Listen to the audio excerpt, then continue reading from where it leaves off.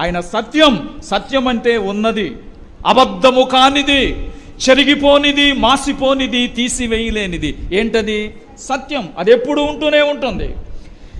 అననుకూల పరిస్థితుల్లో కొండ గుహలలో ఉండి దావీదు కీర్తన రాస్తున్నాడు.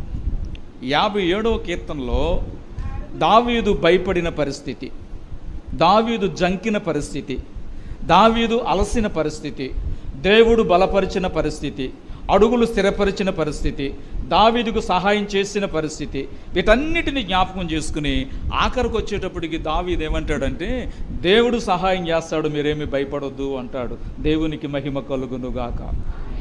ఒకప్పుడు భయపడిన వ్యక్తి, ప్రాణాన్ని రక్షించుకోవడానికి పారిపోయిన వ్యక్తి, జడిసిన వ్యక్తి, రాజును ఎదిరించలేక కొండ గుహలలోనికి వెళ్ళిపోయిన వ్యక్తి, బలము లేని వాడిగా, నిస్సహాయ స్థితిలో, కృంగిన స్థితిలో, ఓడిన స్థితిలో